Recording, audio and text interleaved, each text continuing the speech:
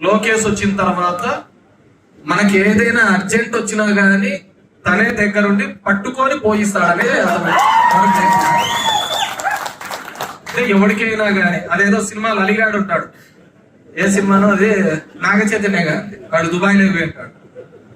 మా వానికి రావడం లేదంటే అందరు క్యూ కట్టుకుంటారు.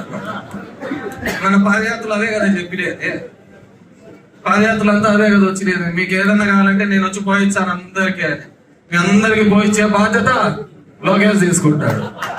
కాబట్టి వీళ్ళు కూడా అదే పని తప్ప వేరేది ఏం చేయలేరు. మీ సందులో ఎవరికైనా చిన్నపిల్లలకి ఆ సమస్య ఉంటే ఖచ్చితంగా వాళ్ళకి పిలిపియండి. లోకేష్ అవైలబుల్ లేకపోతే ఇక్కడ ఎవరైతే ఉంటారో వాళ్ళు చిన్నపిల్లలకు పోపించే బాధ్యత తీసుకుంటారు. ఒకటి మగవాళ్ళకి గిల్లేది, ఇంటి నడుచుకుంటూ పోయేది, ఎవరు లేక తిరక్క ఏమో మనం అవన్నీ కాదు. కానీ ఆ విరహ వేదన ఎక్కువ అయిపోయి బట్టలు తిప్పించే బాధ్యతను నేను తీసుకుంటానండి. ఇది ఎక్కడ లేని మోజులు వస్తారు ఇవన్నీ.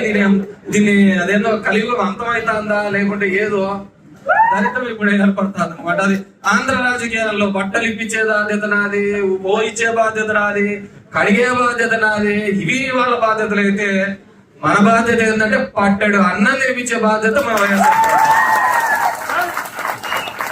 పట్టెడు అన్నం తినిపించే బాధ్యత వైఎస్ఆర్ పార్టీ.